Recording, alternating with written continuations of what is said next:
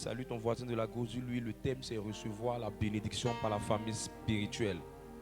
Dis à celui de derrière, celui de devant, celui de la gauche, celui de la droite. Recevoir la bénédiction par la famille spirituelle.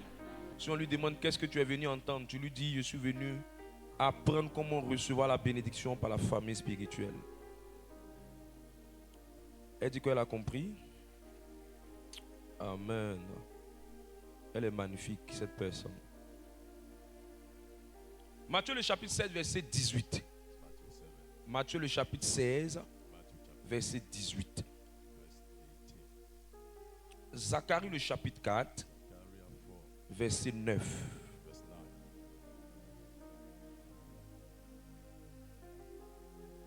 Luc le chapitre 15, verset 13. De Timothée le chapitre 4, verset 7. 1 Pierre le chapitre 5, verset 8. Jean le chapitre 10, verset 10. Alors, voici le passage que nous allons méditer. Donc, tout ce dont je vais parler va s'articuler autour de ça, avec quelques versets que je vais ajouter en surplus. Mais ça va être, ces textes-là sont la fondation de tout ce que je vais dire. Sont la fondation de tout ce que je vais dire.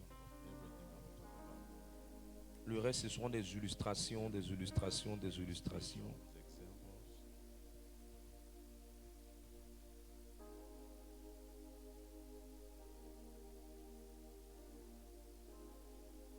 Éphésiens le chapitre 6, verset 13.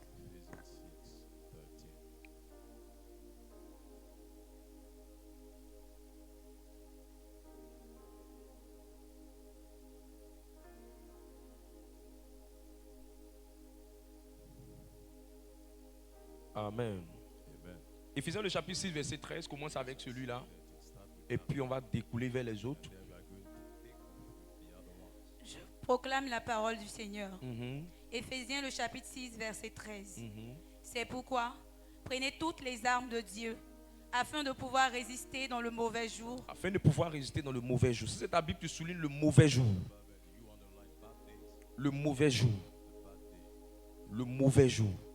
Quelqu'un est venu avec de quoi noter? Je vois s'il est sérieux. Soulève, je vois.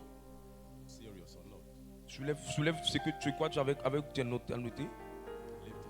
La parole va changer. Dis à ton voisin, c'est avec un comportement comme ça, tu vas avoir milliard là. Faut dire, c'est avec un comportement comme ça là, tu dis tu veux devenir millionnaire là. Elle dit quoi? Elle va changer. Cette année ou bien l'année prochaine.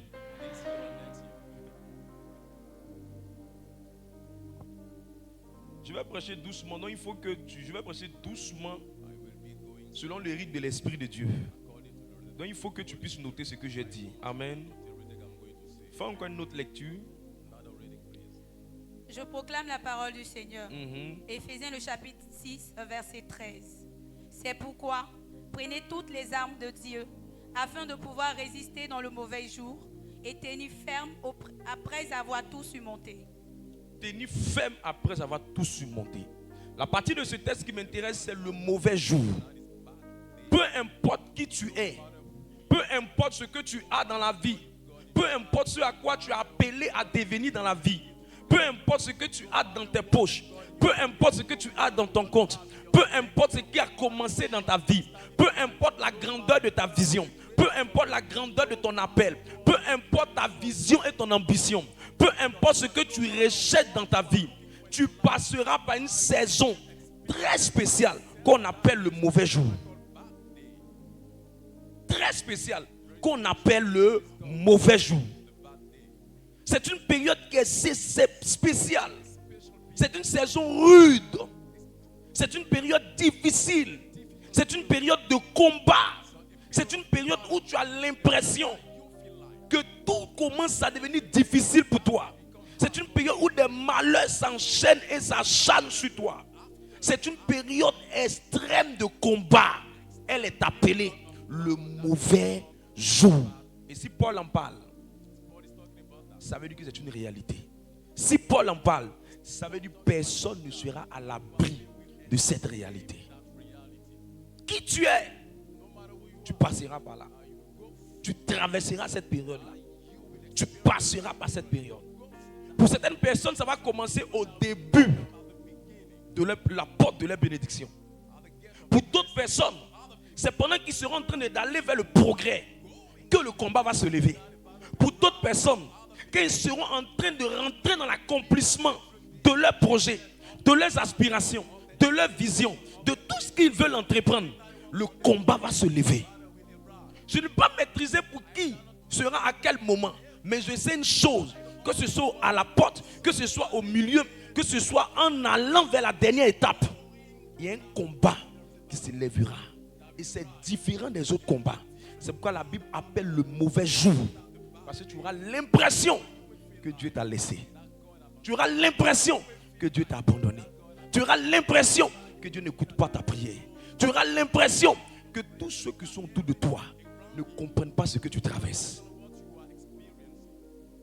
Et quand ces périodes arrivent, aujourd'hui, quand vous remarquez, ces périodes sont tellement rudes que c'est en ce moment-là qu'il y a des gens qui rétrogradent dans la foi. C'est à ces périodes-là que vous allez remarquer qu'il y a des jeunes qui meurent bêtement. C'est à ces périodes que vous allez remarquer qu'il y a des foyers qui s'écroulent vers le divorce. C'est à ces périodes que vous allez remarquer qu'il y a des hommes d'affaires qui finissent toujours à un moment donné par tomber, par chuter et par rétrograder, par jeter ce qu'ils faisaient. C'est à ces périodes-là que plusieurs hommes de Dieu qui étaient zélés au départ finissent par perdre leurs ailes.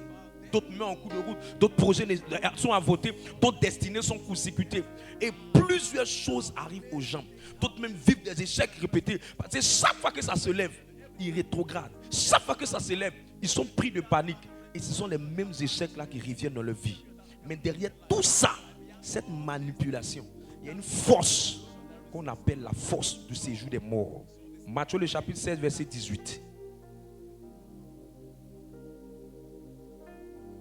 Matthieu le chapitre 16, verset 18. Matthieu le chapitre 16, verset 18. Et moi, je te dis que tu es Pierre et que sur cette pierre, je bâtirai mon église et que les portes du séjour des morts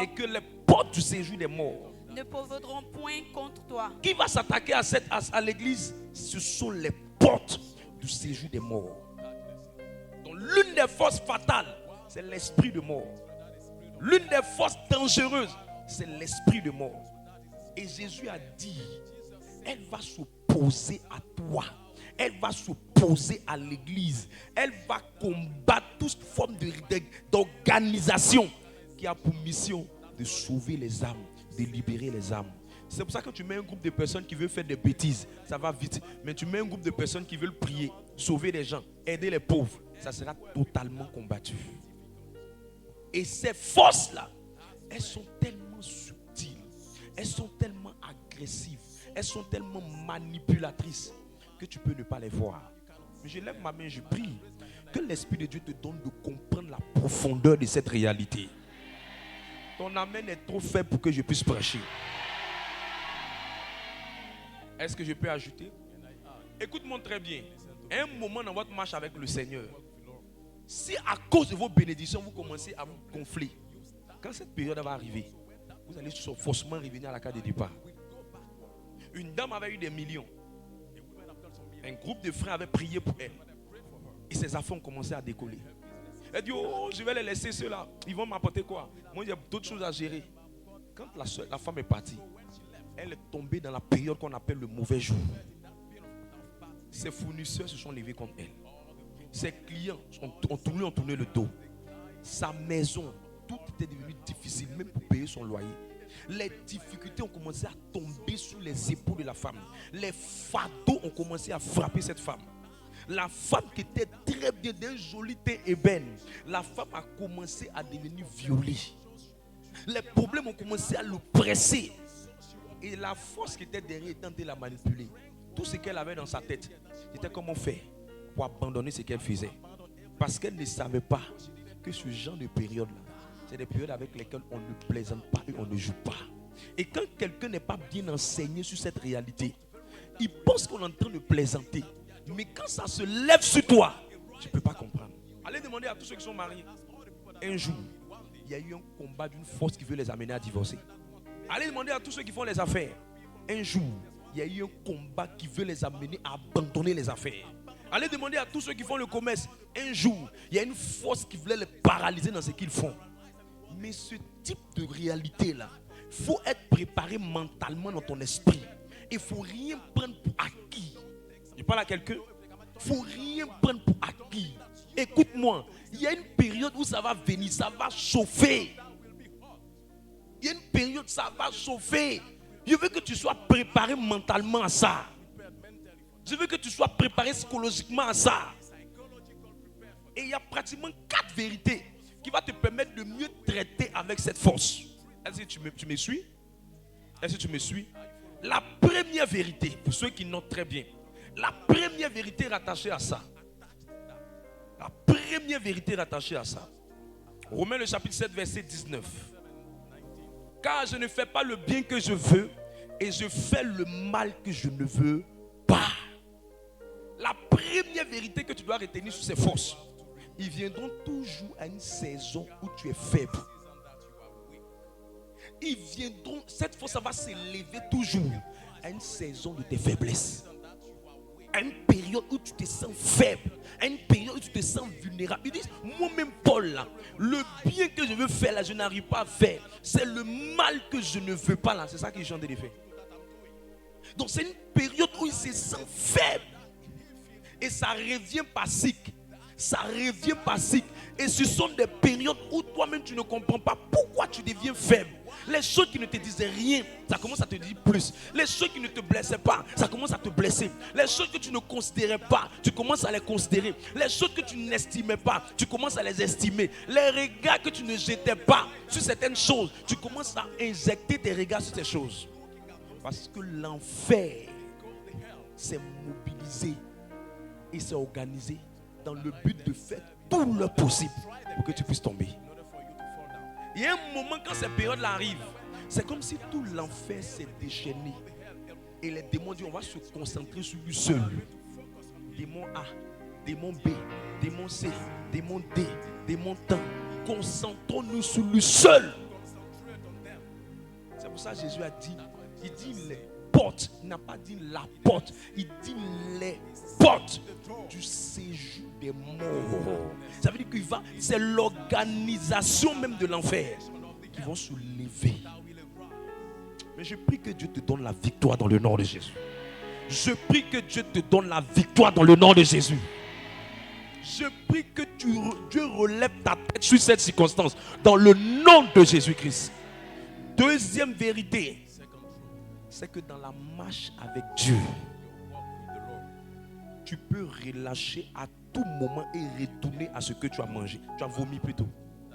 Dans la marche avec Dieu, tu peux relâcher à tout moment et retourner aux choses que tu as vomi.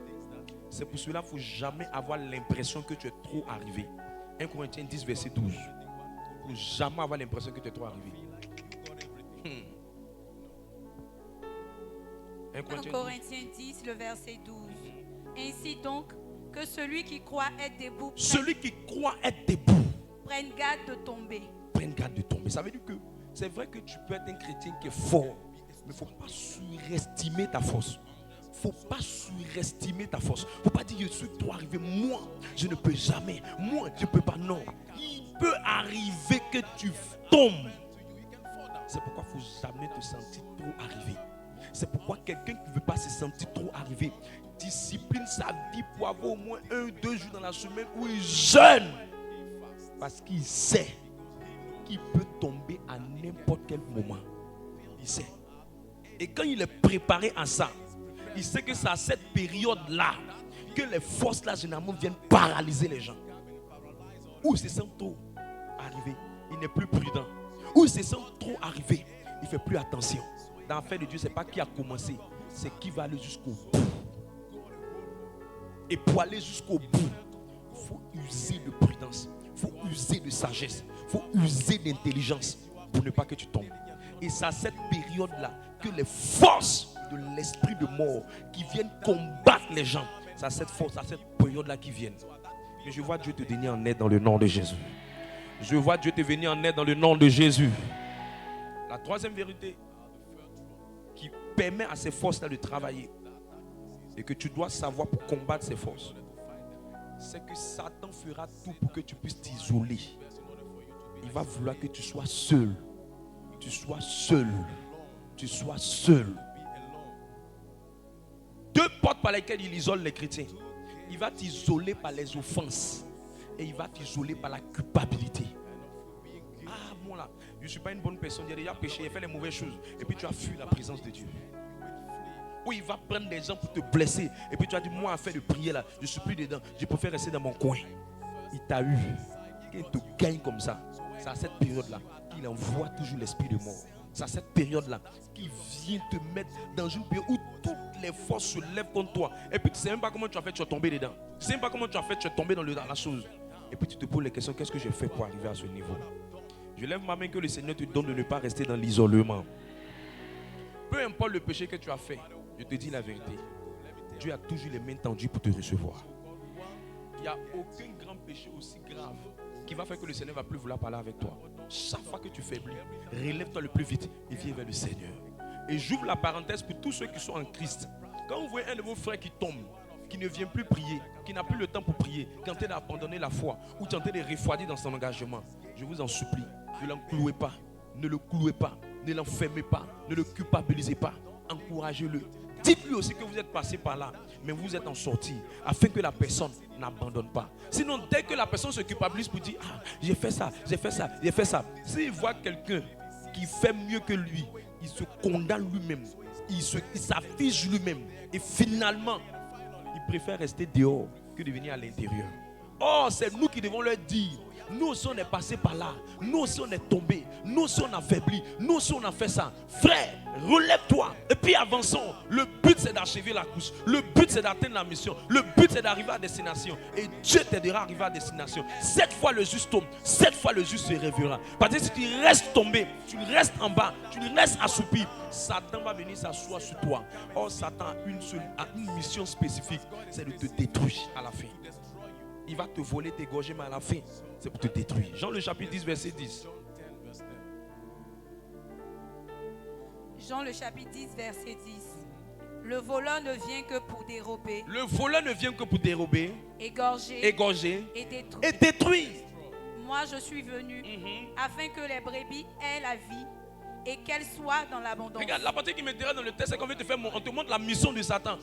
La finalité de la mission de Satan, c'est de te tuer. Si tu ne lui résistes pas, si tu ne t'opposes pas, si tu ne te lèves pas dans cette période, il va finir par te clouer.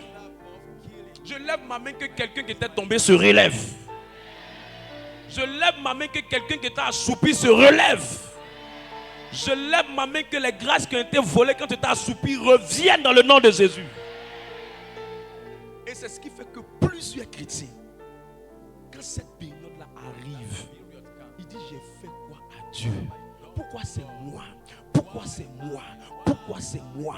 Pourquoi c'est moi? Homme de Dieu, quel est le remède pour traiter ces forces, pour en finir avec ces forces et pour tenir dans le temps? 2 Timothée 4, verset 7. 2 Timothée 4, verset 7. J'ai combattu le bon combat. J'ai combattu le bon combat. J'ai achevé ma course. J'ai achevé ma course. J'ai gardé la foi. Paul est en train de nous enseigner sur 3 choses. Paul dit, il faut combattre, mais il faut mener le bon combat. Et Paul aussi nous dit deuxième chose, il ne faut pas seulement combattre, mais il faut tout faire pour achever la course de la destinée. Mais il ne faut pas seulement achever la course de la destinée. La troisième chose, il faut bien achever. Il reprend. Paul dit, il faut combattre, c'est bien, mais il faut combattre le bon combat. Paul aussi dit, c'est bien que tu combats le bon combat, mais il ne faut pas combattre inutilement. Comme des gens qui sont dans le ministère de combat spirituel, qui combattent pendant des années, mais qui n'arrivent même pas à manger. Qui combattent, ça fait des années, mais qui n'arrivent même pas à boire. Qui commencent, ça fait des années, mais rien ne bouge de concret dans leur vie. Chaque combat doit aboutir à un achèvement, qui veut dire accomplissement. On combat pour s'accomplir. On combat pour que ce qu'il a fait sur la croix puisse devenir manifeste dans notre vie.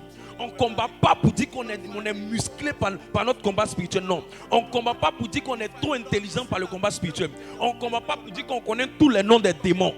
On ne combat pas pour dire qu'on est des démonologues. Non. On combat pour accomplir la mission pour laquelle on est venu sur la terre. Mais en plus d'achever la course, il faut garder la foi. Ça veut dire qu'il faut bien terminer. Parce que tu peux accomplir ta vie, mais tu vas finir par ne pas accomplir positivement ta vie. Tu vas finir par ne pas terminer cette mission positivement. Bien terminer la mission. Je lève ma main. Que le Seigneur te donne d'accomplir ta mission. Et que tu l'achèves en beauté dans le nom de Jésus. Tu l'achèves en beauté dans le nom de Jésus. Tu l'achèves en beauté dans le nom de Jésus. Qu'à la fin de ta vie, on écrit gloire. Elle a vraiment travaillé. Qu'à la fin de ton existence, on écrit gloire. Il accomplit quelque chose de grand. Que tu laisses un héritage aux enfants de tes enfants. Que ton nom marque la terre et la nation. Que ton nom marque la terre et la nation. Je suis en train de parler à la vie de quelqu'un. Que ton nom marque la terre et la nation dans le nom de Jésus. Regardez à Abidjan, quand vous promenez, vous allez voir beaucoup de maisons inachevées. Ce n'est pas lever les briques qui veut dire que tu construis. C'est terminer la maison qui est plus important. Mais vous allez voir beaucoup de maisons où les briques sont levées, mais on n'a jamais pu terminer. Même des immeubles. Ça veut dire que commencer là, c'est bien. Mais terminer là, c'est difficile. Parce qu'il y a des forces qui s'élèvent. Il y a des forces qui s'élèvent. Le gars, il a bien commencé. Mais au moment des forces se sont levées, ses finances, il ne sait même pas où il va trouver l'argent. Alors qu'il a déjà fait lever le bâtiment. Il ne sait pas où trouver l'argent. C'est pour ça la vie de beaucoup de gens est dans l'inachèvement. Et je vous ai dit, la force qui crée l'inachèvement, la force qui crée le non-accomplissement, c'est l'esprit de mort. Et il vient toujours à une période où tu es dans une période difficile qu'on appelle le mauvais jour. Et la manière de le traiter, est-ce que tu veux que je te parle de ça? Donne-moi un amen, je vais parler. La méthode ou la sagesse de Dieu pour traiter cette base, cette étape, cette partie de ta vie, la sagesse de Dieu, c'est d'être connecté à une famille spirituelle. C'est d'être connecté à une famille spirituelle. C'est d'être connecté à un père spirituel. C'est d'être sous l'alliance d'une famille spirituelle. 2 Samuel 7, verset 10. Tous ceux qui n'ont pas eu de couverture, tous ceux qui n'ont pas eu de paternité, tous ceux qui n'ont pas eu de famille spirituelle, ils ont chuté, ils sont tombés, leurs affaires sont tombées, leur vie est tombée. On ne les reconnaît plus. On ne les reconnaît plus. Cela ne t'arrivera pas dans le nom de Jésus. 2 Samuel 7, le verset 10. Je donnais une demeure à mon peuple. J'ai donné quoi? Une demeure à mon peuple. À Israël. Et je l'ai planté pour qu'il soit fixé. Pour qu'il soit fixé. Et ne soit plus agité. Et qu'il ne soit plus agité. Pour que les méchants. Pour que les méchants ne l'oppriment plus. Ne le maltraitent pas comme il le faisait avant. Donc Dieu te donne une famille pour te protéger. Dieu te donne une autorité spirituelle pour te protéger. Dieu te donne un mentor pour te protéger. Dieu te donne un père pour te protéger. Dieu te donne une couverture pour te protéger. Dieu fait ça. Dieu fait ça. C'est ça qu'on appelle la famille. Vous voyez les gens, la plupart des jeunes qui meurent très vite. Regardez les gens, la plupart qui n'accomplissent pas leur mission. Regardez les gens, la plupart qui ont commencé des bonnes choses, mais ce n'est pas bien terminé. C'est parce que ce n'est pas passé par les mains d'un père. Regardez tous ceux qui ont fait des choses, qui ont levé des choses, et puis n'ont pas pu terminer. Ce n'est jamais passé par les mains d'une autorité. Regardez tous ceux qui sont levés, ils ont commencé à faire foyer. À un moment, les combats se sont levés, ils ne savaient pas qui va parler à qui. Qui parle à la femme, qui parle à l'homme, personne pour leur parler. Les deux sont levés, ils sont séparés. Vous voyez, quand les combats sont levés dans les affaires des gens, ils n'ont pas eu une voix autorisée pour parler à la terre. Si vous ne me croyez pas, allez demander à Jésus. Lorsqu'il était dans la barque, la tempête s'est levée vers des disciples qui étaient sur le chemin des apôtres. Ils avaient reçu le Saint-Esprit, ils avaient été formés. Jésus était en train de partir avec eux sur la barque. Quand la tempête s'est levée, Jésus était serein, il dormait. Parce qu'il avait une certaine autorité spirituelle. Et ils ont dit, Jésus, tu ne vois pas que la tempête est en train de nous fatiguer. Quand il s'est levé, il a parlé. Quand il a parlé, la tempête s'est arrêtée. Je peux te dire la vérité. Nous tous, on est enfants de Dieu. Mais il y a des personnes à qui Dieu a donné une certaine autorité mandatée par le ciel pour réécrire l'histoire de d'autres hommes. Il y a des gens qui Dieu a donné ce mandat. Il y a des gens qui Dieu a donné cette autorité. J'entends les gens qui disent non. Dieu est puissant. Oh mon Dieu. Oh mon Dieu. Souvent, ils me posent la question, est-ce qu'ils connaissent ce qu'ils disent? Est-ce qu'ils savent ce qu'ils prononcent? Est-ce qu'ils savent les paroles qu'ils font sortir? Est-ce qu'ils connaissent l'engagement de ce qu'ils sont en train de dire? Il ne faut pas confondre l'uniformisme et puis la vérité. Il ne faut pas confondre quelque chose que tout le monde dit et puis quelque chose qui est ancré dans la parole de Dieu. Non. Quand Dieu veut te faire du bien, quand Dieu t'a beaucoup aimé, il veut bénir ta vie, il va toujours te donner une autorité pour te protéger. Au départ, tu peux aller seul. Mais il y a des périodes, il y a des moments, il y a des saisons. Quand elles vont s'élever, je te dis, on est tous enfants de Dieu. Mais dans les règnes de l'esprit, dans les fréquences de l'esprit, dans les positions de l'esprit, on n'a pas la même autorité. Homme de Dieu, pourquoi tu dis ça? Marc 14, verset 27. Allons-y rapidement. Je vais t'aider pour que ton niveau de compréhension change un peu. J'ai entendu une maman qui disait, oh, que mon Dieu puisse me sauver. Il dit, c'est pas ton Dieu qui peut te sauver. Il dit, dans lui-même, la parole, il dit, ceux qui connaîtront leur Dieu, avant de commencer à dire que toi, Dieu a fait une alliance avec toi, c'est ceux qui ont une alliance avec Dieu qui peuvent dire mon Dieu. On n'a pas une alliance avec Dieu parce qu'on va à l'église.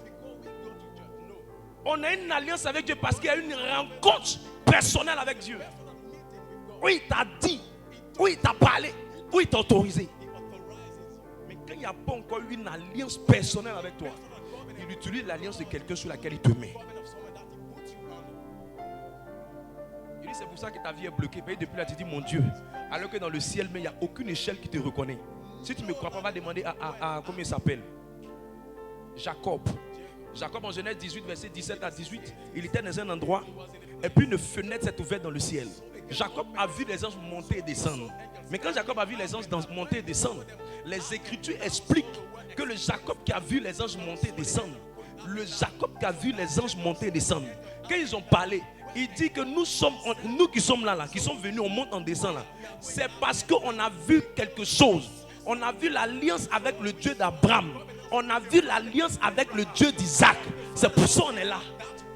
On n'est pas là parce que toi, Jacob, tu as quelque chose avec nous. Non. C'est parce que le lieu où tu t'es mis là, c'est un lieu où tes parents avaient déjà fait une alliance avant toi. Il y a des gens qui passent des concours, ils me font rire. Ils ne savent pas que toute personne qui se lève, qui s'en va passer un concours, il y a le concours que tu peux avoir dans le physique, mais on peut changer ce concours-là dans le spirituel. Et ça va réjaillir dans le physique. Il faut une autre alliance pour décréter, pour que cela soit établi. Parce qu'il y a des dimensions que tu dois occuper. Ce n'est pas celui qui est intelligent qui va, c'est celui qui est couvert qui s'en sort. Attends, tu vas avoir ton concours, tu vas occuper un poste. Le poste que tu as occupé, si tu es chrétien, tu as influencé les décisions de l'environnement. Et si tu influences les décisions de l'environnement, tu vas apporter Christ dans le lieu. Même si toi-même tu n'es pas venu combattre quelqu'un, les entités spirituelles qui sont dans le lieu vont te combattre pour que tu n'aies même pas le succès.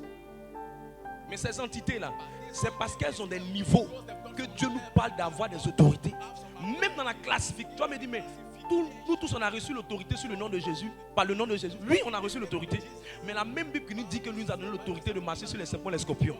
La même Bible, par la révélation de Paul, nous explique aussi que dans la classification démoniaque, les démons n'ont pas la même autorité. Il y a d'autres qu'on appelle des puissances, il y a d'autres qu'on appelle des esprits méchants, il y a d'autres qu'on appelle des dominations, il y a d'autres qu'on appelle des autorités. Je ne sais pas quelle puissance viendra avec toi. C'est pour ça qu'il te dit que tu as le nom de Jésus, certes, et c'est bon.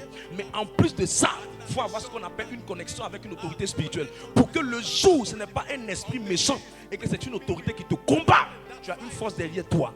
Et quand la personne va vouloir te combattre, il va voir quelqu'un derrière toi. Le quelqu'un là, quelqu'un derrière lui. Le quelqu'un là, quelqu'un derrière lui. Le quelqu'un là, quelqu'un derrière lui. Le quelqu'un là, quelqu'un derrière lui. Jusqu'à ça va s'arrêter, on arrive à Abraham. Tu es le seul chrétien isolé dans la masse. Tu es le seul chrétien isolé dans la masse. Tu es le seul chrétien qui est isolé et qui n'est connecté à rien. Voilà pourquoi ta vie est compliquée. Petit sorcier vient bloquer ton avenir. Petit sorcier vient bloquer ta santé. Petit sorcier vient manipuler ta destinée. C'est parce que tu penses au fait que tu vas crier Jésus et ça sera fait. C'est pas comme ça fonctionne. Il y a des gens là, quand tu vas leur dire au nom de Jésus, l'esprit là dégage. On les appelle les puissances, les esprits méchants. Mais il y a un groupe là, on les appelle les autorités. Ils sont dans cette affaire là il y a longtemps. Tu n'as pas venir les déplacer comme ça. Il faut une autre alliance pour les déplacer. Parce qu'ils répondent aux alliances. Comment tu peux m'expliquer une soeur qui prie pendant des années, qui est célibataire, alors qu'elle va à l'église, ça fait des années? C'est pas parce que Dieu ne veut pas agir dans sa propre vie. C'est parce qu'elle n'est pas sur une alliance qui l'autorise à faire ça. Dieu est fort, mais il respecte les alliances.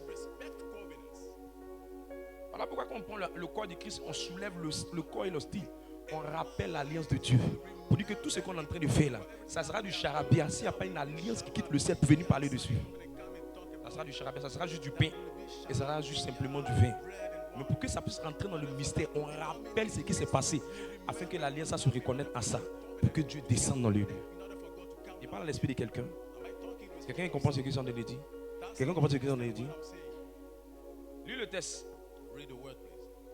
Marc le chapitre 14, le verset 27. Jésus leur dit. Jésus leur dit. Vous serez tous scandalisés. Vous serez tous scandalisés. Oui, ils seront scandalisés, c'est normal. Scandalisé veut dire ils seront étonnés. Ça vient du mot grec scandalos, qui veut dire on sera étonné, on sera surpris. On ne trouvera pas ça normal. On ne trouvera pas ça normal. Car il est écrit. Il est écrit.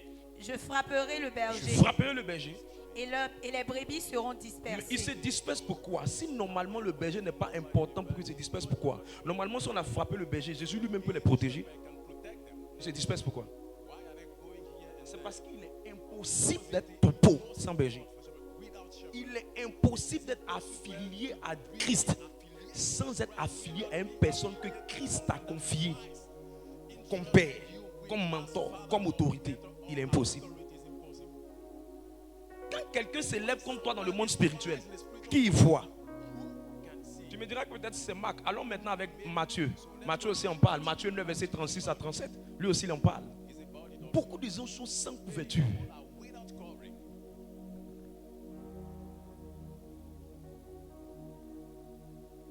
On n'a jamais vu dans l'histoire. Le Dieu va vous enseigner sur les différentes, ce qu'on appelle les couvertures spirituelles. Vous n'avez jamais vu, il y a des gens, depuis que le papa a quitté la terre, leur vie est devenue difficile. Ça peut être parce que dans le règne spirituel, ton papa est une autorité qui vous couvrait à cause de ces alliances qu'il a posées quelque part. Et comme les gens ne sont pas enseignés normalement, leur vie est devenue difficile parce qu'ils n'ont pas tout fait pour perpétuer ce que leur papa faisait pour le garder. Il y a des gens c'est leur mère, il y a des gens c'est leur frère, il y a des gens c'est un membre de la famille. Après ça, tout le monde se suit, les gens meurent rapidement. Meurent rapidement. Meurent rapidement. C'est comme ça dans toute famille qui se respecte, quand Dieu choisit les gens, il va toujours choisir quelqu'un qui est comme une sentinelle. C'est une soeur dans la famille, elle voit ce qui se passe dans la famille. Vous pensez que Dieu fait ça bêtement? Non. Il fait ça parce qu'il sait qu'il faut toujours qu'il y ait une couverture. Sans même qu'il y ait d'abord une autorité spirituelle, il faut qu'il y ait une couverture dans la famille. C'est comme équipe de football. Il y a attaquant, il y a défenseur, il y a gardien de but. Je lève ma main et je prie pour quelqu'un. Que le Seigneur vienne te donner la couverture. Que tu aies une couverture spirituelle. Allons avec ce deuxième test. Matthieu le chapitre 9 à partir du verset 36. Voyant la foule, il fut ému de compassion pour elle. Il fut ému de compassion pour elle. Parce qu'elle était languissante. Parce qu'elles étaient languissantes. Et abattues. Et abattues. Comme des brebis. Comme des brebis. Qui n'ont point de berger. Ça veut dire la raison pour laquelle elles sont abattues. La raison pour laquelle elles sont languissantes. C'est parce qu'elles n'ont pas de berger. Elles n'ont pas de couverture. Elles n'ont pas de gardien de leurs âmes. Et moi, Jésus, quand je les ai vus, j'ai eu mal parce qu'il n'y avait pas quelqu'un pour les guider. Mais Jésus, pourquoi toi-même tu ne les attrapes pas pour les guider? C'est parce que Jésus sait qu'il était appelé à partir et qu'il fallait qu'il y ait des représentants de Jésus dans leur vie.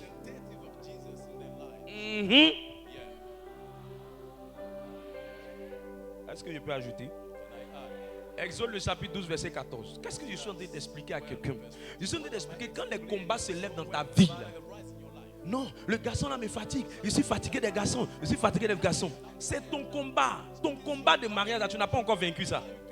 Tu vas aller chez tous les garçons. Tu vas avoir beaucoup de Sokoto Bosker. Tu seras fatigué. Mais si tu m'écoutes, un bon matin, tu vas dire à partir de maintenant, je ne veux plus mener les combats. Je préfère aller vers des sentiers qui ont été déjà tracés. Me soumettre. Et puis maintenant, l'autorité, la victoire, le Dieu de la victoire devient maintenant mon Dieu de victoire. Je ne mène plus un combat encore. Osée 12, le verset 14. Par un prophète, l'Éternel fit monter Israël hors d'Égypte. Et par un prophète, Israël fut gardé. Je t'explique un peu qui est osé. Peut-être si tu sais qui est osé, tu vas prendre au sérieux sa parole.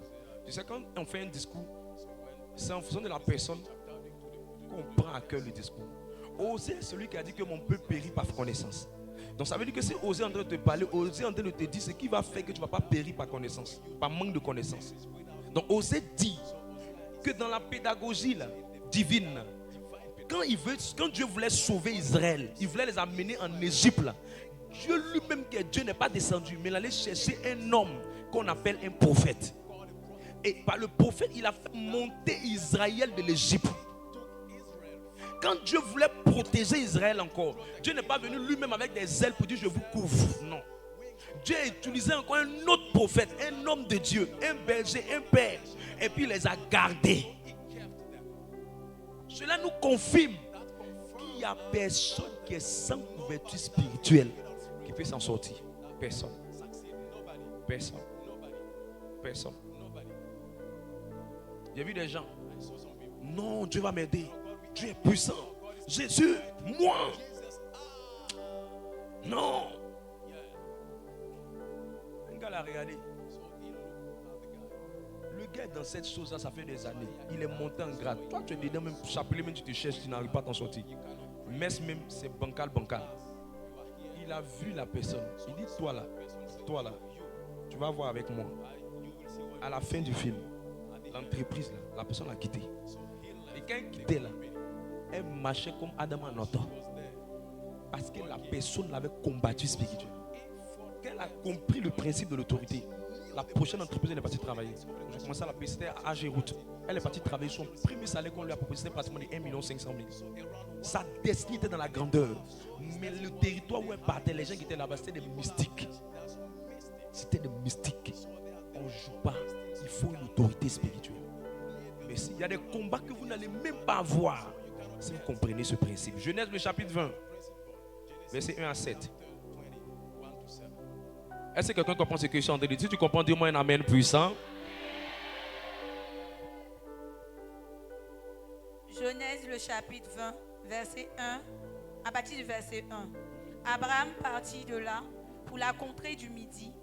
Il s'établit entre Kadès et Escu et fit un séjour à Guérar.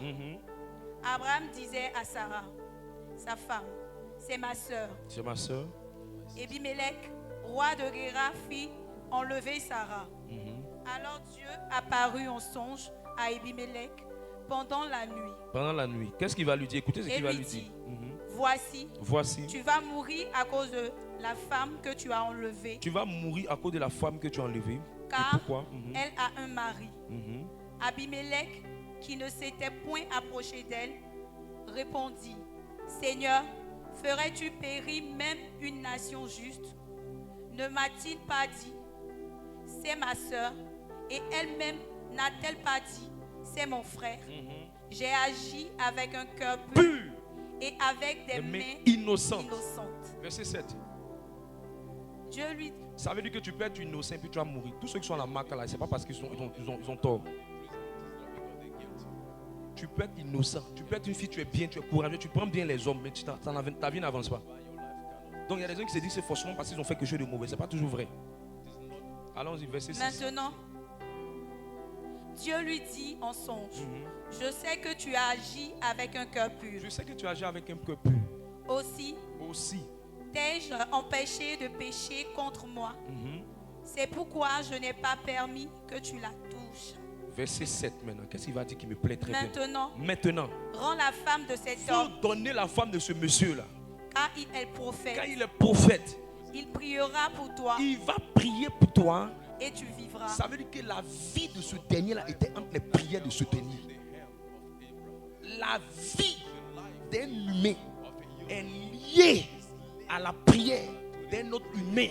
Mais la seule différence, c'est que l'humain, là, Dieu l'a élevé dans le règne spirituel et l'a établi.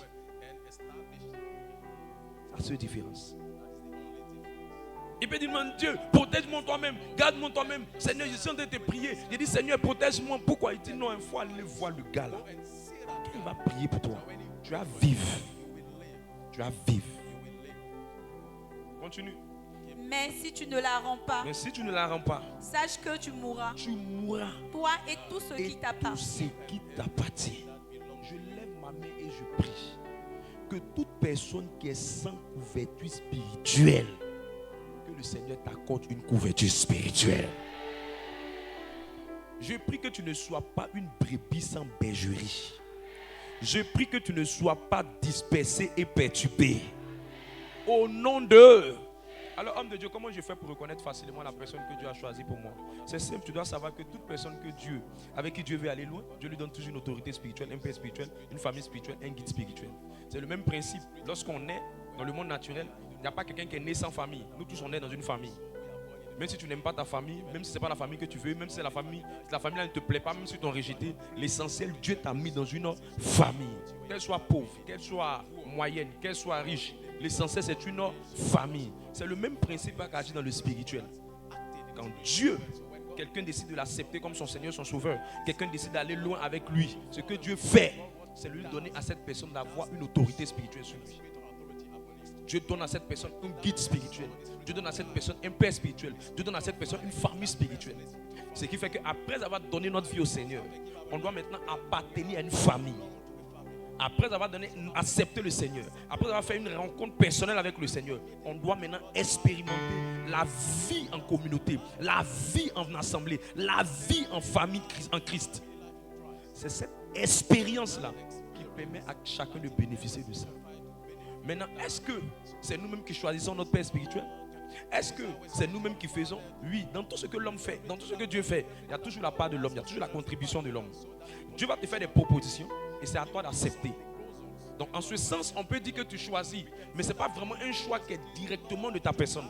C'est un choix qui vient de la proposition de Dieu. Maintenant, comment tu vas faire pour reconnaître dans la proposition de Dieu que c'est ce qu'il te faut? Comment tu vas faire pour reconnaître la proposition de Dieu que c'est ce qui t'appartient? Il y a 3 principes qui sont rattachés à ça. Le premier principe, c'est que tu ne peux pas suivre quelqu'un si tu sens que la vision où il t'amène, ça ne t'amène pas quelque part. Donc, l'un des principes qui te permet de choisir ou d'accepter de te soumettre à quelqu'un, c'est la vision. La vision, c'est d'appeler la destination. Dis-moi où tu vas, je te suivrai. Jésus a dit à ses disciples, suivez-moi, je ferai de vous. Tu ne peux pas suivre quelqu'un qui ne sait pas où il va lui-même. Tu ne peux pas suivre un ministère dans lequel tu ne sais pas qu'est-ce qu'ils veulent faire. Tu ne peux pas suivre un ministère dans lequel tu ne sais pas qu'est-ce qu'ils veulent développer. Tu ne peux pas suivre un ministère qui n'ont pas d'aspiration. Tu ne peux pas suivre un ministère dans lequel tu n'as pas de vision. Quand tu veux devenir un aigle, tu te frottes les aigles. Quand tu veux devenir un coq, tu tournes dans les poulaillers de coq. Donc quand tu as une grande vision, quand tu veux devenir quelqu'un de grand, Dieu va te connecter à quelqu'un. Maintenant, c'est à toi, avec ton intelligence qu'il t'a donné, d'analyser la vision, la grandeur de ce qu'il est en train de faire, pour voir est-ce que je peux m'inscrire dans cette chose. Quelqu'un comprend ce qu'il est en train de dire? Deuxième point pour faire le choix, c'est la personne même du leader, la personne même du berger. On ne choisit pas un père parce que c'est proche de sa maison, le lieu de prière. On ne choisit pas un père parce que c'est juste un ami à quelqu'un. Non. On ne choisit pas un père parce que c'est lui forcément qui m'a amené à Christ. Non. Quelqu'un peut t'avoir amené à Christ, mais il ne peut pas forcément être ton père ou ton mentor. Parce que le fait de t'avoir amené à Christ ne fait pas de lui forcément une autorité pour toi. Il a été juste un canal de Dieu pour que tu puisses accepter le Seigneur. Mais en ce qui concerne la paternité, c'est soumettre ton âme, soumettre ta vie, soumettre ta destinée, soumettre ton devenir à quelqu'un. Il faut prendre la peine de bien étudier, de bien analyser. Et la deuxième manière, c'est de regarder la vie de la personne. Est-ce que quand tu regardes la vie de cette personne, les messages de cette personne sont des messages qui te transforment, sont des messages qui te bâtissent? Est-ce que tu sens la dimension prophétique des messages? C'est-à-dire dans les messages là, tu sens que le Saint-Esprit te parle personnellement. Si oui, il faut le suivre. Si non, il ne faut pas le suivre. On ne t'oblige pas de suivre un père. On ne t'oblige pas de suivre une communauté.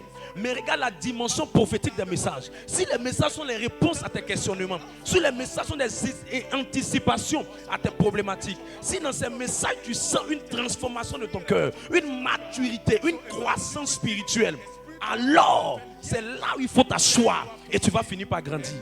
Ne te disperse pas, parce que tout le monde n'a pas été mandaté par le ciel pour t'amener à la terre promise. Pour Israël, c'était Moïse. S'il partait prendre Conan, ça ne marchait pas. S'il partait prendre Kofi, ça ne marchait pas. La personne que le ciel avait mandaté pour eux, c'était Moïse. Quand la mission de Moïse est finie, c'est passé maintenant à Josué. Ne dis pas non, comme j'aime l'endroit là, je vais. Comme je suis dans le lieu là, je vais. Comme c'est dans mon quartier là, je vais. Comme c'est dans ma commune là, je vais. Comme ça, là, je vais. Non. C'est pas parce que la boutique est près de toi que tu as tous les articles qu'il faut pour manger.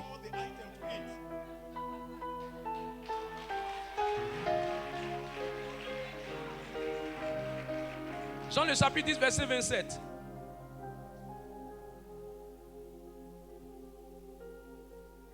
Tu vas aller donner ta vie à quelqu'un, donner ta destinée à un homme de Dieu.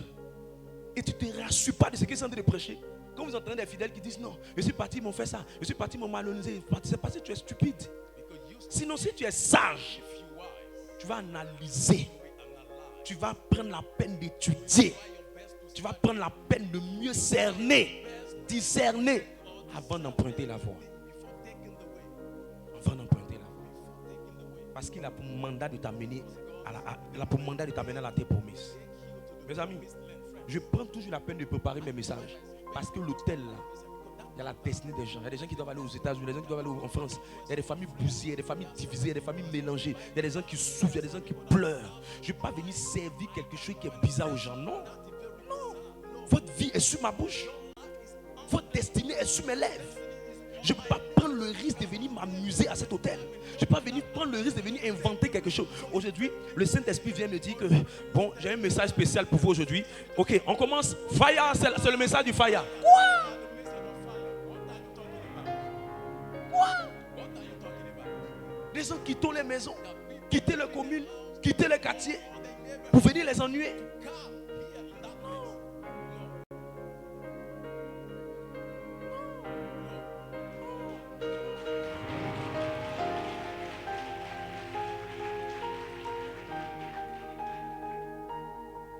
C'est la prière. Même mon introduction était donnée, j'ai préparé ça en 2 jours. Je oriente comment j'ai expliqué? Comment ils vont comprendre? Les gens des mentalités fermées, les gens des esprits fermesqués. Comment on fait pour rendre ça accessible? Pour quelqu'un qui est nouveau, pour quelqu'un qui est ancien, pour quelqu'un qui est ceci. Comment on fait pour que ce soit accessible? Parce qu'il y a des hommes qui sont là il y a longtemps, mais ils ne comprennent pas encore la portée de la chose. Comment on fait pour qu'ils puissent comprendre? C'est des préparations, c'est des nuits dans la prière, c'est des temps de prière. Seigneur, aide-les. Non, ici, il y a prière, nous partons. C'est comme ça que les étoiles ont été volées. C'est comme ça que les destinées sont égarées. Mais je vois une nouvelle saison se lever pour toi. Vas-y, fais la lecture. Jean le chapitre 10, le verset 27. Mes brebis entendent ma voix. Mes brebis entendent ma voix. Je les connais. Je les connais. Et elles me suivent. Et elles me suivent. Et elles font quoi? Elles me suivent. Elles me suivent. Ta capacité à suivre est liée à ta capacité à entendre. Vous ne pouvez pas suivre quelque chose que vous n'entendez pas. Vous ne pouvez pas suivre quelque chose que vous ne comprenez pas. Vous ne pouvez pas suivre quelque chose ou un message que vous n'arrivez pas, qui n'arrive pas à transformer votre cœur, qui n'arrive pas à toucher votre cœur. Vous ne pouvez pas suivre ça. Et je prie que le Seigneur te donne de suivre ce message. Je prie que le Seigneur te donne de suivre ce message. L'autre manière de reconnaître, c'est la vie, toujours la vie. Quand tu regardes la vie de la personne, est-ce que tu te retrouves dans la vie de cette personne? Est-ce que tu te retrouves dans la vie de cette personne? Dans sa manière de prendre les gens, dans sa manière de gérer les gens, dans sa manière de gérer l'organisation que Dieu lui confie, dans sa manière de gérer ce qu'il est en train de faire. Il s'agit de la vie de la personne. La vie de la personne. On ne dit pas à quelqu'un, tu as donné mon père comme ça. On prend la peine d'observer. On prend la peine d'observer la vie de la personne. Quand Dieu crée une connexion, il y a la vie de la personne. Est-ce que c'est quelqu'un qui est marié? Est-ce que c'est quelqu'un qui aspire au mariage? Est-ce que tu sens le sérieux? Vous savez, quand quelqu'un est sérieux, quand tu le vois, tu peux savoir qu'il est sérieux. Est-ce que tu sens le sérieux? Est-ce que tu sens que la personne est sérieuse? Est-ce que tu sens ce que la personne fait? Tu sens du sérieux dans ce qu'il est en train de faire. Je ne l'ai pas pour dire, bon, comme il m'a donné parole là, ok, prie pour moi, prie pour moi, prie pour moi, prie pour moi. Mes pieds au ma tête.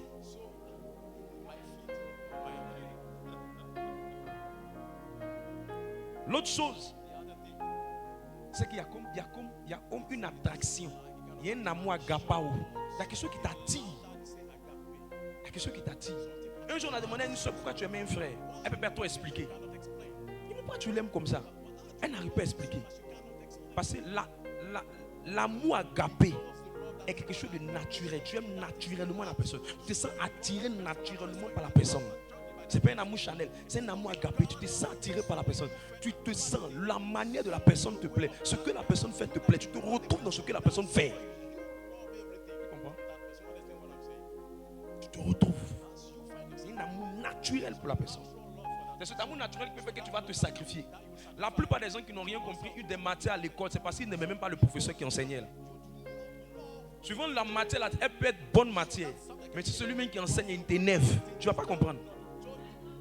Qui a déjà vécu ça? Le gars il est fort, mais sa tête même t'énerve. Quand il vient, il veut t'enseigner, tu n'es pas concentré. Tu n'entends pas. Il y a des gens, c'est leur prof d'anglais, il y a d'autres, c'est leur prof de mathématiques, il y a des gens, c'est leur prof de SCM, il y a d'autres, c'est leur prof. Toi, c'est ton prof de quoi?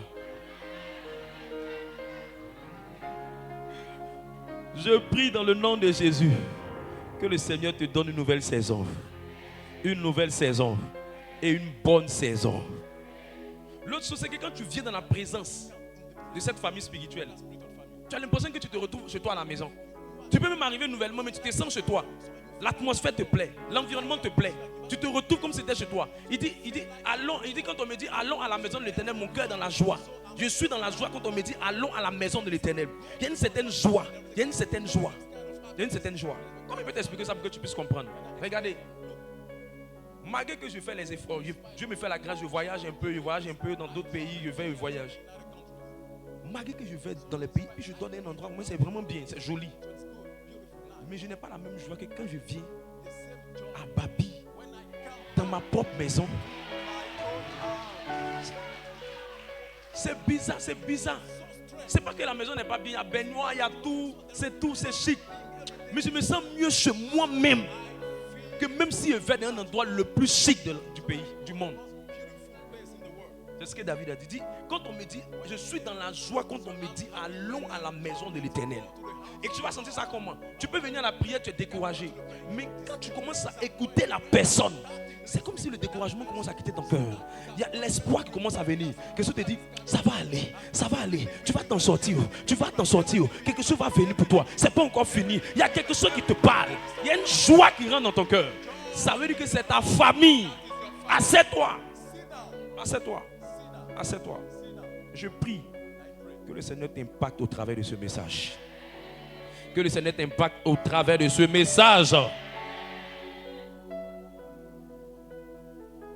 L'autre chose, c'est un esprit de sacrifice. Je ne sais pas pourquoi, mais tu as envie de faire tout ce que la personne te dit. Jésus a dit aux disciples, il dit suivez-moi. Ils sont levés, on commence à le suivre. Il y a comme une force qui fait que tu es prêt à faire ce que la personne te dit. Tu es prêt à faire ce que la personne te dit. Il y a un esprit de sacrifice. C'est pourquoi un leader qui ne sait pas ça va positionner des personnes qui n'ont pas vu la connexion sur eux. Parce que tout le monde vient, mais tout le monde n'est pas fils, tout le monde n'est pas membre. Je prie que toi, Dieu te met dans la liste des fils et des membres.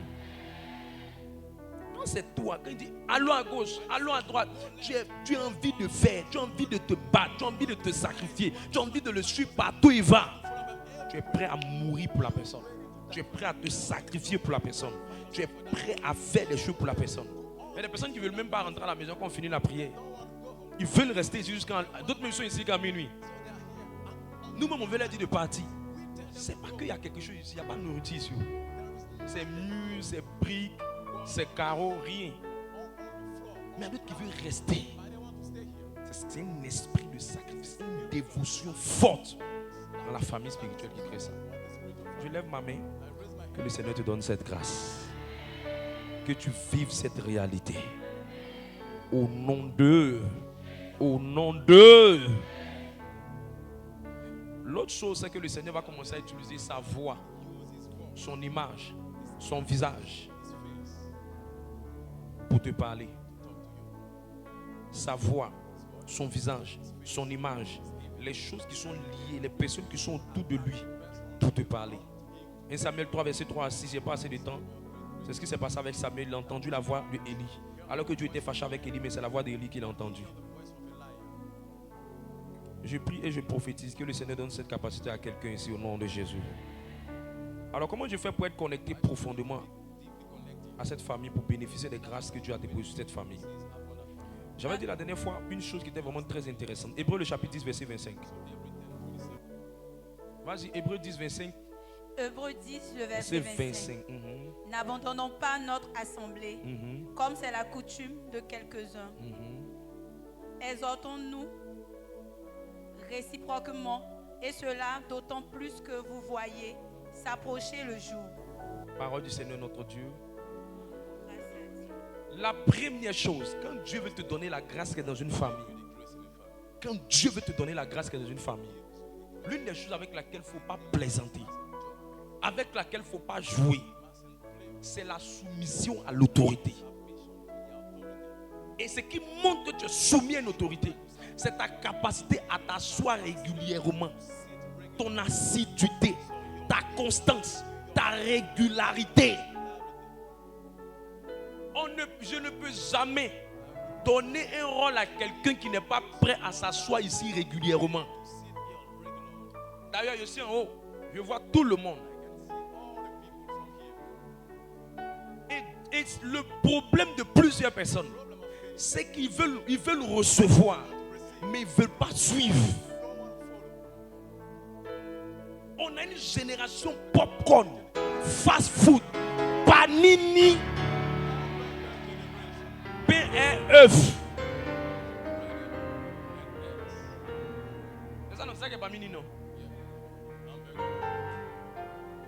On a une génération, ils ne veulent pas se soumettre. Explique-moi comment tu fais pour qu'un sorcier vienne maltraiter ta vie. Explique-moi ton problème. Tu ne veux pas t'asseoir pour qu'on t'enseigne. Tu as quel problème? Tu ne connais rien. Tu ne maîtrises rien. Et tu ne veux pas qu'on te prêche. Que le Seigneur me donne le mariage. Tu ne sais pas qu'il y a un cœur qu'il faut pour entrer dans le mariage. Que le Seigneur me donne les millions. Tu ne sais pas que les mêmes millions là peuvent te détruire. Que le Seigneur m'élève. Tu ne sais pas que l'élévation peut te créer même des problèmes qui vont raccourcir ton existence sur la terre. C'est pourquoi avant de te donner, Dieu prend la peine de te préparer. Et il te donne la préparation par qui? Par des personnes qui mettent sur ta couverture pour te parler, pour te protéger, pour te conseiller, pour t'édifier, pour t'orienter. Tu es chrétien, tu veux te marier, tu veux cheminer avec quelqu'un, tu ne te confies à personne, à aucun père, à aucune autorité, à aucun leader. Tu te lèves comme ça, tu attrapes la personne, vous partez vous marier. Après tu reviens avec des coups de poing et tu cherches la solution comme si la maison de Dieu était sapeur et les hommes de Dieu sont des sapeurs-pompiers. Alors que la période où on veut te former, tu ne veux pas. Matthieu 22, verset 44.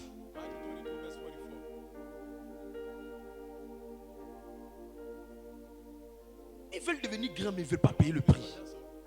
Lis le texte, Matthieu 22, 44. Lis vite. Matthieu 22, le verset 44.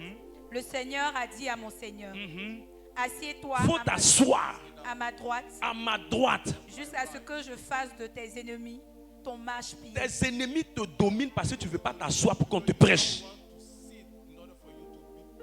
Tes ennemis te malmènent. Il dit jusqu'à ce que. Donc il y a une période où on s'assoit et il y a une période où on domine. Entre la période où on domine et la période où on est élevé, c'est la période où on s'assoit. Montre-moi quelqu'un qui s'assoit. Je vais te montrer quelqu'un demain qui va se lever.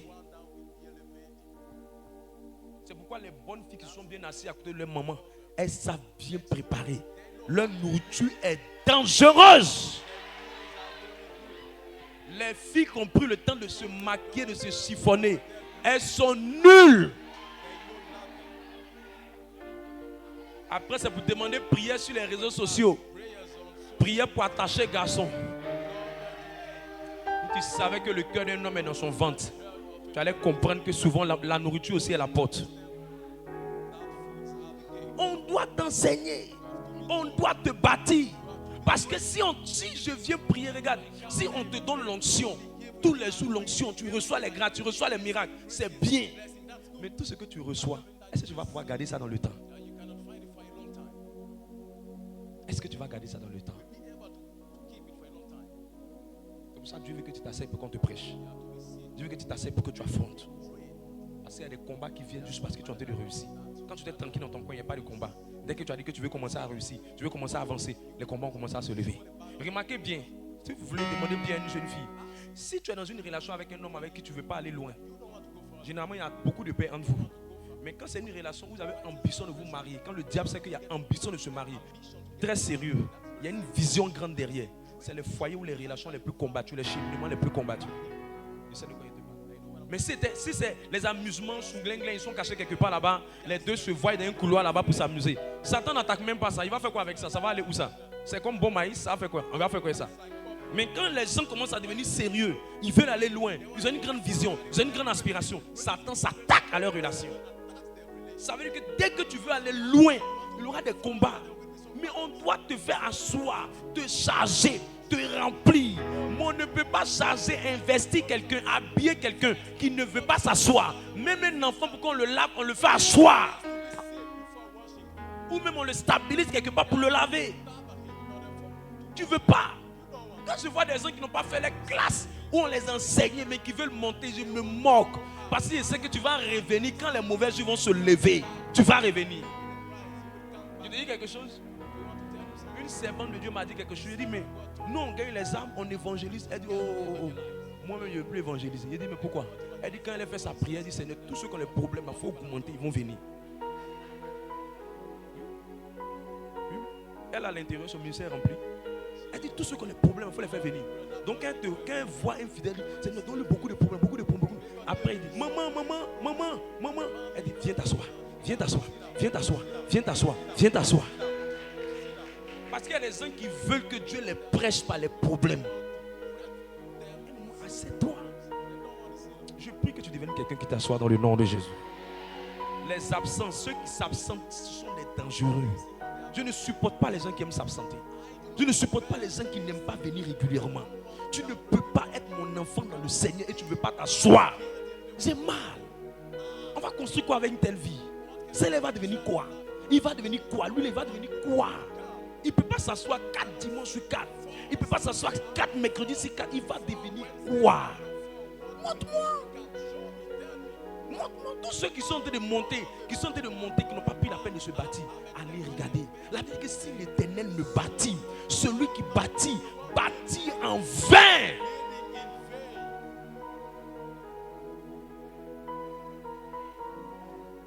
Je prie et je prophétise.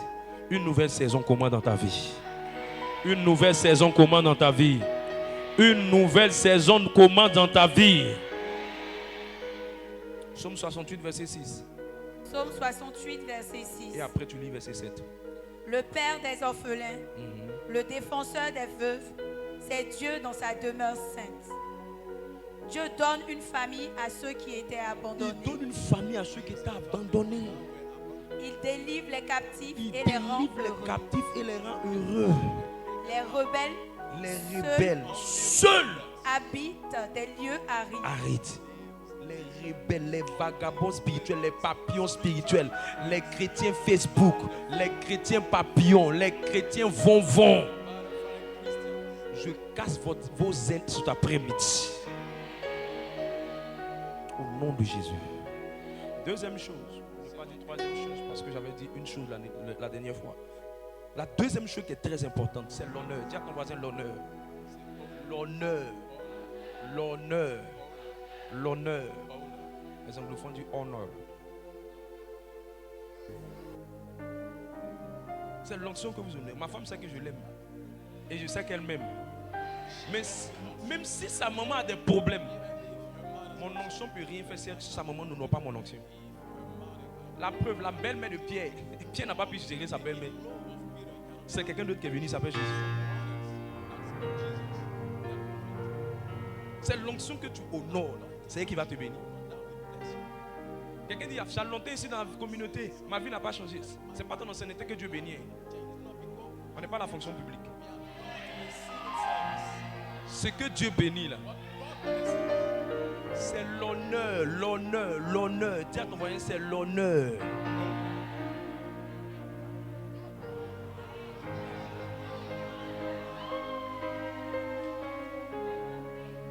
ceux qui savent honorer reçoivent plus. Tous ceux qui ne savent pas honorer reçoivent moins. Et l'un des plus grands ennemis de l'honneur, c'est la familiarité. Je peux vous donner les signes des gens qui sont familiers. Regarde, quand vous commencez à voir des gens qui deviennent familiers, je peux couper mon doigt pour dire que ceux-là, ils seront des chrétiens stériles dans un ministère. C'est quoi les chrétiens stériles? C'est les chrétiens, leur vie ne change pas. Ils sont là jusqu'à... Les murs du ministère ont changé, les bâtiments changent, les peintures changent, les ministères évoluent, de nouvelles personnes viennent, les gens rendent témoignage. Mais eux, leur vie est sèche. Vous savez pourquoi ils font ça?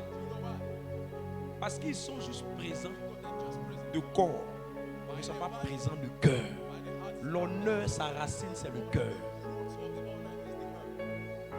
Frère, quand tu sais honorer, il y a quelque chose de surnaturel qui arrive dans ta vie. Si tu ne me crois pas, essaie de demander. Jésus allait guérir Jairus. Et en Marc 5, il allait guérir Jairus, la fille de Jairus. Quand il battait, il y a une femme qu'il a vue en chemin. La femme perdait le sang pendant 12 ans. Pierre était là. Barthélemy était là. Thomas était là. La femme là a honoré Jésus. La Bible dit qu'une substance est sortie de Jésus. Marc 5, 29. Quelque chose est sorti de Jésus. Et quand c'est sorti, ce n'était pas pour elle. C'était pour la fille de Jairus. Mais elle a su attraper cette onction. Parce qu'elle a honoré l'onction. Et comme elle a honoré, ce qui n'était pas destiné pour elle a été destiné pour elle. Et elle a été guérie. Mais Pierre était là. Barthélemy était là. Tous les apôtres étaient là. Mais n'ont rien reçu. Pourquoi? Parce qu'elle, elle le voyait comme un homme de Dieu. Eux, ils le voyaient comme leur collaborateur. L'onction ne touche pas les collaborateurs. L'onction touche les gens qui honorent. C'est pourquoi tu vas voir des personnes qui peuvent être à côté de l'homme de Dieu. Ce n'est pas la proximité physique qui te bénit. C'est la proximité spirituelle. J'ai même vu des gens qui ont statue de la Vierge Marie dans leur maison. Mais ils sont allés voler, ils ont cassé tout. C'est quoi qui fait ça? Elle est là comme une décoration. Mais le manteau qu'elle porte n'est pas dans la maison. Parce que c'est devenu juste c'est tenu comme une décoration. On ne prie pas avec ça. On n'amplifie pas la présence dedans. Ils ne gardent pas la communion avec sa dévotion. Ils ont mis juste là pour décorer. C'est la connexion spirituelle qui apporte les visitations divines. Je ne sais pas comment tu fais pour ne pas comprendre le pouvoir de l'honneur. Mais demande à Jean-Baptiste. Ils ont demandé à Jean-Baptiste qui était Jésus. La Bible dit en Jean 1, le chapitre 43. En Jean, le chapitre 1, verset 43. Il dit voici l'agneau de Dieu qui enlève le péché du monde. Mais il n'a pas vu le fils de Marie. Il n'a pas vu le fils du charpentier. Mais il a vu en lui une substance divine. Et quand quelqu'un honore, la première chose, c'est la reconnaissance et la conscience de la vertu divine sur une autorité. Quand tu sais reconnaître la vertu, je suis là à côté de toi. Je suis un humain. Je suis ici. Je suis à cette forme. Mais ce que je porte, il y a un vêtement sur moi qu'on appelle l'onction. Il y a un vêtement sur moi qu'on appelle le manteau. Ce n'est pas moi. Ce n'est pas moi. Ce n'est pas moi. Quand l'huile est sur quelqu'un, tu peux passer des années avec lui, mais ça ne va pas te bénir. S'il y a un manteau sur moi, que l'huile qui est sur ma vie descende sur plus de 100 personnes dans cette salle.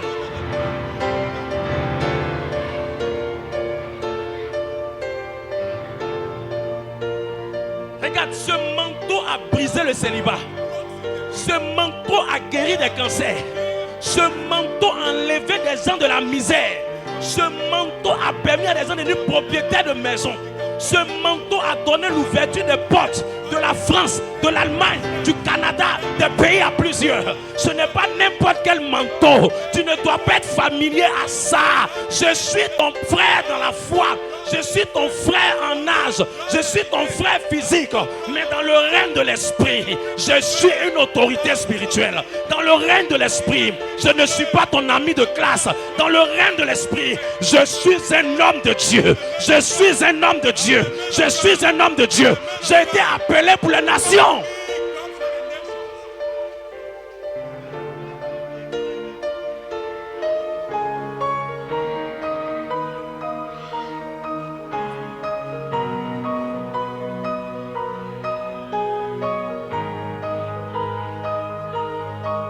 Cette génération ne connaît pas la valeur des choses.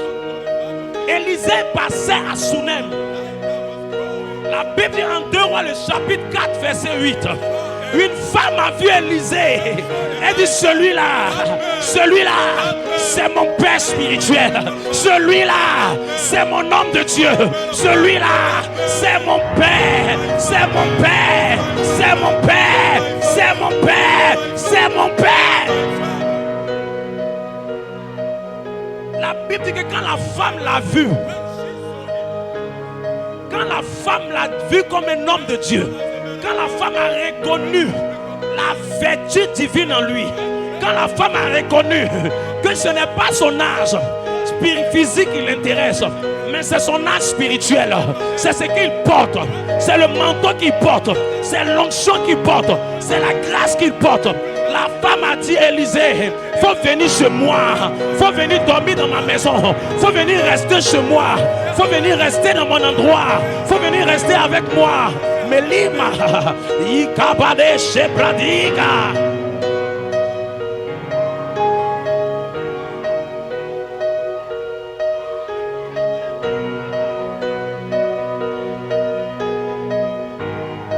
Regarde, le premier signe que quelqu'un est devenu familier. Est-ce que je peux prêcher? Dis-moi un amen.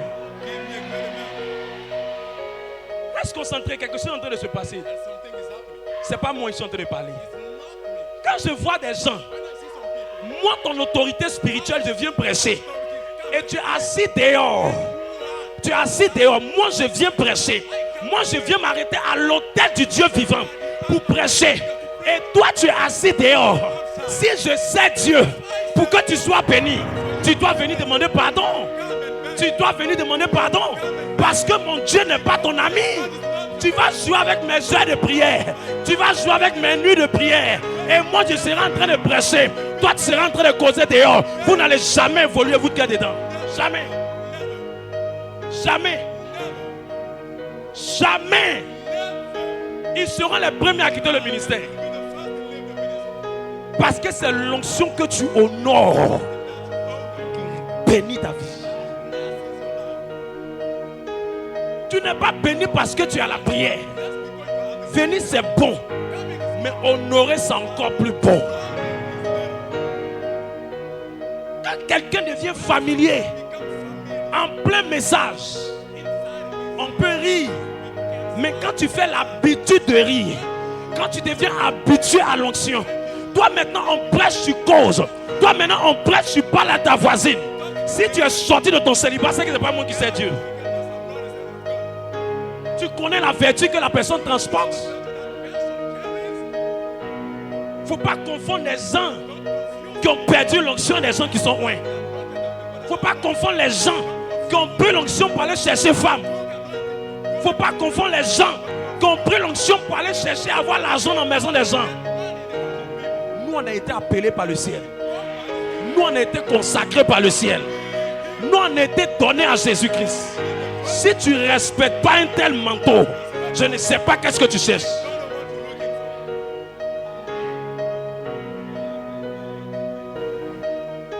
Les paroles qu'il a mis en moi, c'est des paroles esprit et vie. Un monsieur est venu me voir, il dit, ça fait pratiquement près de 15 années. Toutes ces affaires sont bloquées. Je lui ai dit, mets-toi à genoux. J'ai prié pour le monsieur. Il est sorti du bureau. Près de 50 millions comme opportunité qui a frappé à sa porte. Toi, tu as un salaire de 200 000. Tu ne sais même pas qu'est-ce que tu es en train de devenir. Une telle onction est en train de te prêcher et tu es distrait. Quand les gens commencent à être familiers, Ils sont distraits. Distraits pendant le message. D'autres sont en train de manger chewing-gum. D'autres sont sur les réseaux sociaux. D'autres sont en train de parler par WhatsApp. Tu penses que tu vas évoluer avec ça?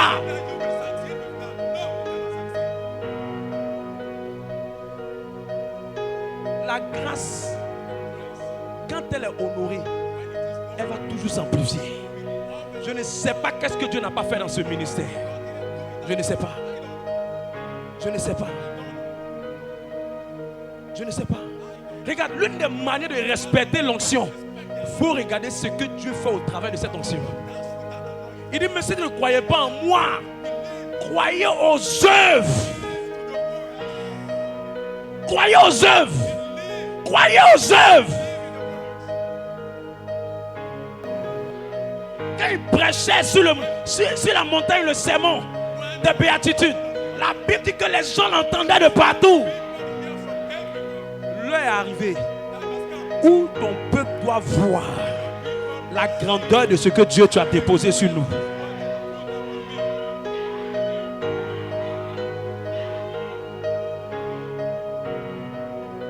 L'onction, ça se respecte.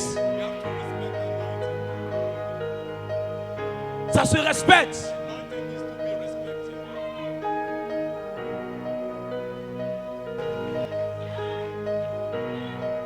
Tu ne connais pas ce qu'on appelle les manteaux.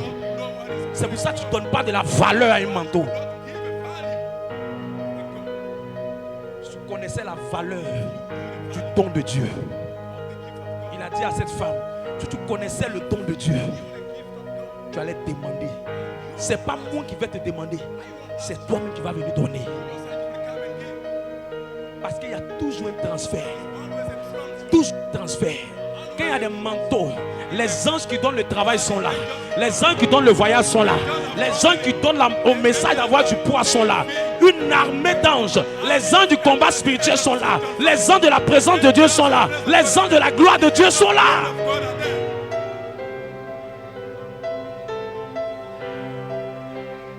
Une telle onction. Toi tu joues avec ça. Une femme avec kyste dans son ventre. Le kyste s'est transformé en bébé. Toi tu vas jouer avec ça. Une soeur avait fibrome dans cette communauté. Le fibrome a disparu. Toi tu vas jouer avec ça.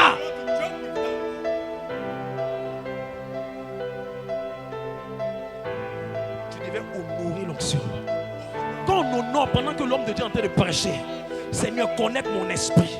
Tu pries en langue, tu notes, tu pries dans ton esprit, tu notes, tu pries dans ton esprit. Je veux la substance, je veux quelque chose. Seigneur, connecte-moi, Seigneur, connecte-moi, Seigneur, connecte-moi. Pendant qu'il est en train de prier, il y a quelque chose qui sera relâché sur toi. Explique-moi comment tu fais pour être stérile. Explique-moi comment tu fais pour être dans ce ministère pendant des années et ne pas avoir d'enfant. Tu fais comment? C'est parce que tu n'accordes pas de la crédibilité à cette onction. Sinon, près de 10 ans de stérilité ont été brisés. Des hommes qui n'étaient même pas à la communauté, quelqu'un a pris sa photo, venu la connecter seulement à la prière. Ça a été brisé. Une maman a fait un rêve. Elle dit quelqu'un est venu la combattre en sorcellerie. Je suis sorti dans le rêve. Je lui ai dit si tu la touches, tu vas voir. J'ai prié pour elle. C'est elle qui a attrapé la sorcière pour la frapper. Un tel manteau qui agit même à distance. Et toi tu vas jouer avec ça. Dieu ne me donne pas enfant. Dieu ne me donne pas ceci. Tu n'es pas bien connecté. Tu n'es pas bien connecté. Les gens même qui ne pensaient même pas se marier, qui sont mariés ici. Une chaîne est à la communauté. Son téléphone sonne après la prière. Quelqu'un dit c'est trompé de numéro. Il appelle. Elle dit mais comme tu t'es trompé de numéro, ok ça va. Il dit non, je vais te voir. Parce que tu m'as bien reçu. Elle appelle le frère. Ils vont se rencontrer. Quand ils se croient dans un endroit public, le monsieur la voit. Il dit je ne sais pas pourquoi, mais Dieu me met à cœur que c'est toi que je dois marier. C'est comme ça, en pleine prière, elle a reçu son mariage. Je ne sais pas c'est quoi. Les mots me manquent pour dire tout ce qui se passe. Et ça, c'est pas un homme, c'est un manteau. C'est un manteau. Un jeune prêtre est venu s'asseoir. Il dit mais comment tu peux prêcher 1 heure de temps? Mais les gens sont captivés jusqu'à la fin. C'est pas un homme, c'est un manteau. C'est un manteau. respecter le manteau. L'heure est arrivée où tu dois honorer le manteau. L'heure est arrivée où tu dois donner de la valeur au manteau. L'heure est arrivée où tu dois considérer le manteau. Alors commençons à prier quelques minutes avant qu'il donne la conclusion. Dis Seigneur, pardonne-moi si j'ai méprisé le manteau. Pardonne-moi si j'ai méprisé l'honneur. Pardonne-moi si j'ai manqué d'honneur. Pardonne-moi si j'ai été familier. Pardonne-moi. Demande pardon. Lève-toi et demande pardon et prie. Vous allez voir un nouveau vent va souffler sur le ministère. Pardonne-moi pour ma négligence. Pardonne-moi pour toutes les fois on m'a confié quelque chose que je n'ai pas bien fait. Je ne sais pas que c'est l'onction qui tente de déshonorer. Pardonne-moi pour toutes les fois on m'a confié une tâche. Pardonne-moi pour les fois où j'ai manqué la prière. Pardonne-moi pour toutes les fois où je n'ai pas respecté l'onction. Pardonne-moi pour toutes les fois où je n'ai pas fait mes offrandes comme il fallait le faire. Pardonne-moi pour toutes les fois où je ne suis pas venu devant l'homme de Dieu demander pardon pour mes faiblesses, mes manquements. Les fois où j'étais distrait, les fois où mon téléphone était sur WhatsApp, où je parlais par message pendant la prière, pendant qu'il était en train de prêcher. Pardonne-moi. Demande pardon pour ta familiarité. Demande pardon pour ta familiarité. J'ai dit demande pardon. Je ne t'ai pas entendu demander pardon. Demande pardon. Demande sa miséricorde. Sa miséricorde. Sa miséricorde. Demande pardon. Demande pardon. Demande pardon. Demande pardon. Demande pardon. Demande pardon. Demande pardon. Demande pardon. Shararara.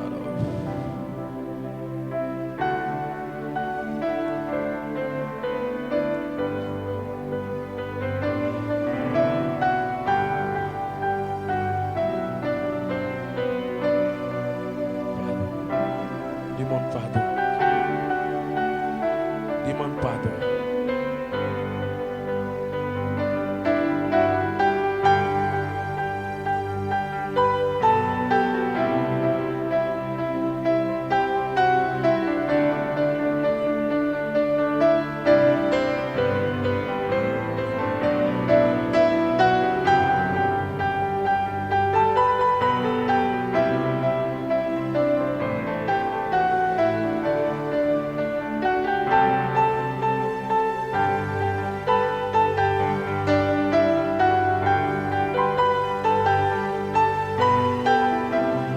Seigneur, fais miséricorde à toute personne qui s'est mise sur la lèpre, comme Myriam et Aaron qui se sont mis sur la lèpre, à toute personne qui s'est mise sur la stérilité, comme Michal qui a manqué d'honneur. Il est facile pour les gens de manquer de révérence. Ceux qui sont proches, ceux qui sont amis, ceux qui sont proches, ceux qui servent avec l'homme de Dieu, ceux qui sont proches de l'homme de Dieu, ceux qui arrivent à parler par téléphone avec l'homme de Dieu, tout cela deviennent facilement familiers. Deviennent familiers. Seigneur, enlève-nous de la familiarité.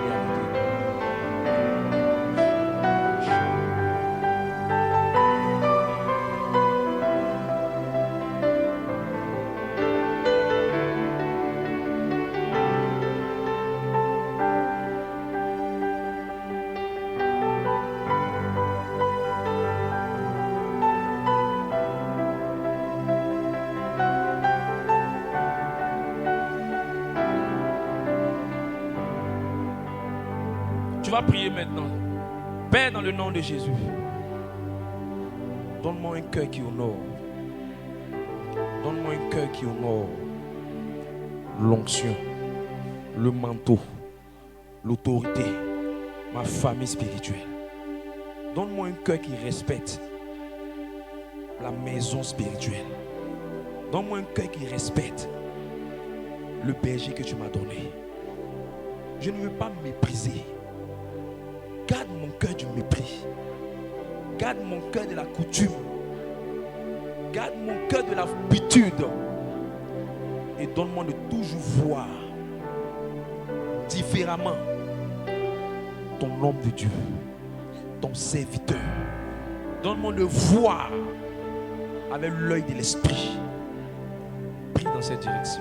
Prie dans cette direction.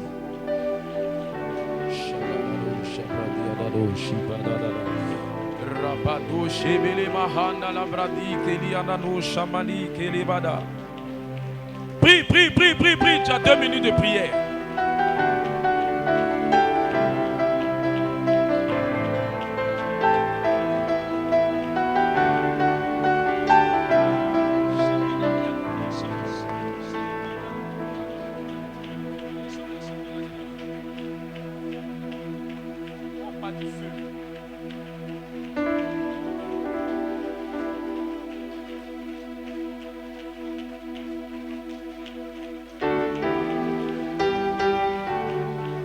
L'honneur, l'honneur, l'honneur, l'honneur, l'honneur, l'honneur, l'honneur, l'honneur, l'honneur.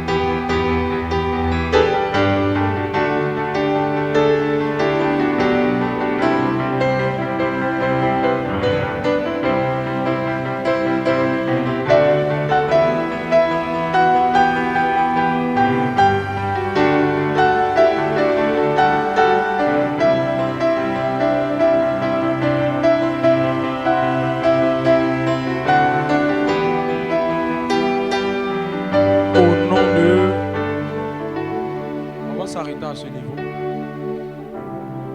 Mais je veux que tu retiennes une chose. Il y a pratiquement 5 manières de nourrir. Il faut nourrir dans les pensées. La manière de penser de la personne. Il faut que ça change. Ça s'appelle la reconnaissance. Deuxième manière, il faut nourrir dans le regard. La manière de regarder la personne. Il faut changer ta considération de la personne. Troisième manière de nourrir, tu changes ta manière de penser, tu changes ta manière de regarder, tu changes ta manière de regarder. Il faut nourrir par tes paroles, par les compliments, en valorisant. Et les deux derniers, il faut nourrir en donnant. C'est l'onction dans laquelle tu sèmes, c'est elle qui vient sur toi. Une onction dans laquelle tu n'as jamais donné. Quelqu'un m'a demandé un jour où je dois donner mes offrandes, où je dois donner ma dîme. Je lui ai dit, c'est toi qui choisis. Parce que je n'ai rien à prouver à la personne. C'est l'onction dans laquelle tu vas s'aimer, c'est elle qui va venir sur toi, naturellement. Puis tu crois en une autre onction, tu vas s'aimer dans l'onction. Puis tu crois en cette onction, tu s'aimes dans cette onction. On n'a pas besoin de te bousculer pour ça. Mais quand tu as la conviction, ton don, ton donné, va attirer cette onction sur toi. Et c'est un revêtement sur toi. J'ai vu même dans le cœur, il y avait des gens qui n'arrivaient pas à enfanter. Afin de venir, être à côté, être à côté, être à côté. Ça les a donné l'onction. Mais ça c'est quoi? C'est honorer en servant. Quand tu sais quelqu'un, la grâce que la personne porte, elle vient sur toi. Et quand tu ne sais pas la personne, la grâce que la personne vient, elle ne vient pas sur toi. On sait quelqu'un en participant aux activités de la personne. On sait quelqu'un en étant présent dans le ministère de la personne. On sait quelqu'un en jouant un rôle spécifique dans l'œuvre de la personne. Voilà pourquoi tu vas avoir des grands pères dans la foi qui vont aller servir d'autres pères dans la foi. Parce qu'ils ont compris que c'est en servant qu'on reçoit certaines onctions. Il n'y a personne qui est plus grand que l'onction. C'est Jésus qui a l'onction. Et c'est lui qui a l'onction. Que Dieu te bénisse ici.